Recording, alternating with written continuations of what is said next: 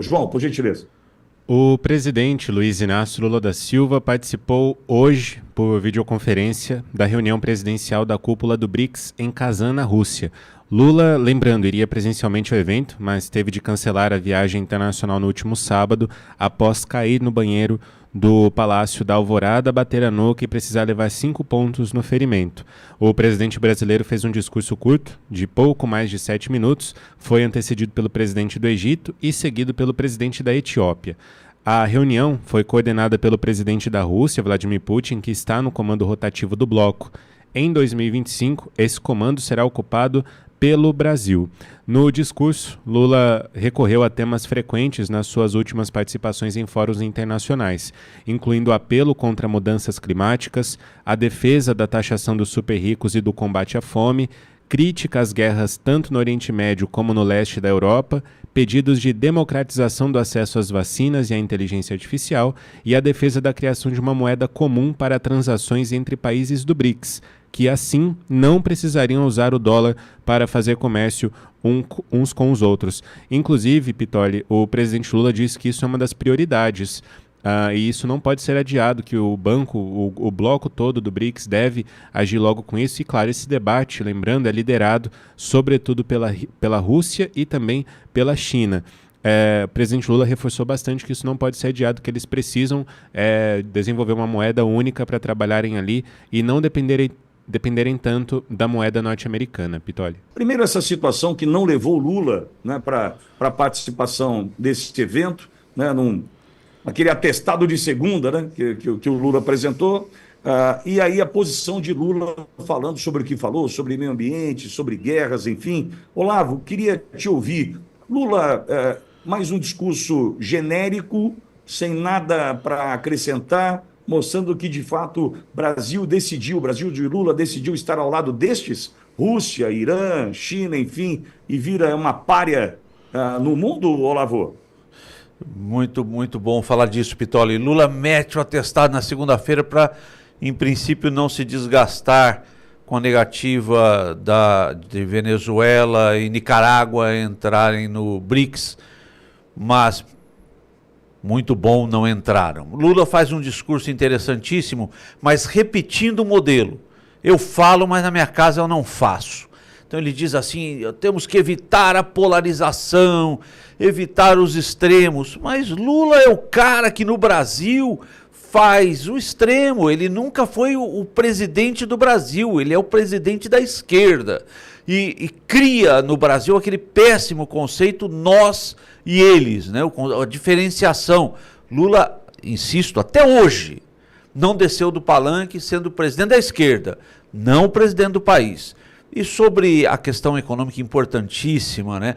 Lula prega a moeda única, né? Pregar uma moeda única é interessante entender. Imagina que, amigo ouvinte, você vende gado, você vende carne, é um agropecuarista. Aí você vende essa carne para o Irã e vai receber na moeda do Irã. Cara, o que você vai fazer com a moeda do Irã? Nada.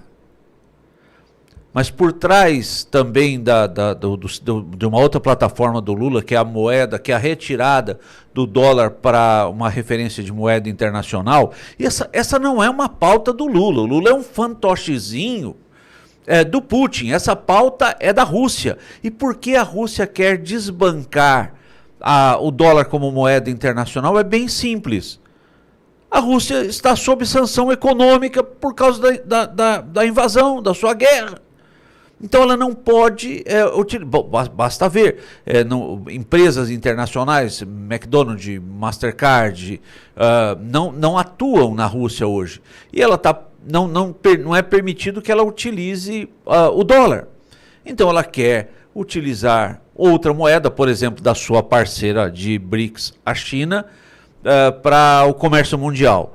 É o Brasil sendo um fantoche, mal representado, num grupo que é o BRICS. Hoje esse grupo que se coloca como um antagonista do Ocidente. O antagonista, o BRICS, amigo Pitoli, amigo ouvinte, amigo Silvio, tem o Belarus junto com ele, um país que participou da guerra russa, que atuou fortemente na invasão. O Belarus é um país que faz doutrinação das crianças capturadas nessa guerra.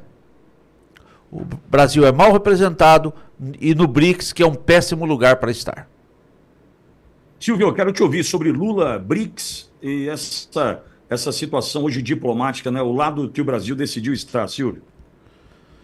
Olha, em relação ao presidente, o estado de saúde dele, nós temos de confiar naquilo que os médicos nos informam. Porém, eu sempre tenho dito e repiso isso, que a saúde, o estado de saúde do presidente é de interesse nacional. Nós temos a memória na nossa política do Tancredo Neves, né? Então nós sabemos o que significa a falta de informação quando se trata do presidente. E a história do banquinho, que era um banquinho novo, que escorregou no chuveiro e que o Lula estava cortando a unha do pé, essa história ela demorou muito a ser contada, a ser dita. E tomando como verdadeira, por que não, num primeiro momento, todas as informações já não foram repassadas e a necessidade do envio de médicos para fazer outros exames em Brasília, acionar o Sírio-Libanês, que é para onde o presidente Lula a vida inteira correu, jamais para o SUS, nunca recorreu ao sistema público de saúde, ele sempre recorre a um dos melhores hospitais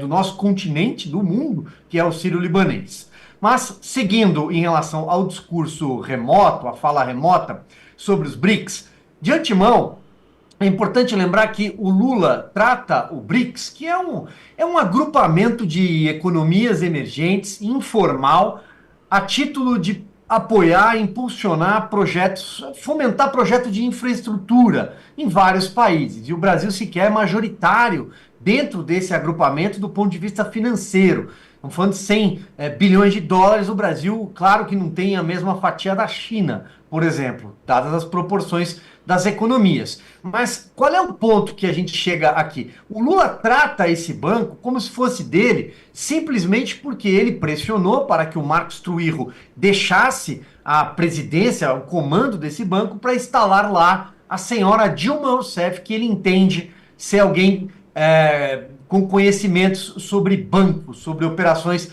bancárias. Em relação a banco e Dilma, a nossa história remete a outro tipo de atuação com banco, né? Roubo e não necessariamente gestão. Mas está lá ganhando um salário altíssimo, morando na China, embora seja vista com muita frequência no Brasil, voando de primeira classe. E o Lula entende que o banco é dele. Vamos lá chamar o camarada Maduro. Tentou colocar a Argentina antes da eleição do Javier Milei. Vamos passar dinheiro para todo mundo. No fundo, com esse discurso estapafúrdio de atacar o dólar como moeda corrente internacional, para tentar talvez negociar commodities, por exemplo, numa outra moeda, o que representaria um enfraquecimento do dólar, da economia americana dentro desse processo todo. E ao fundo, tem a parte ideológica e finalista, que acho que o Dr. Olavo já tocou, vocês já amarraram bem.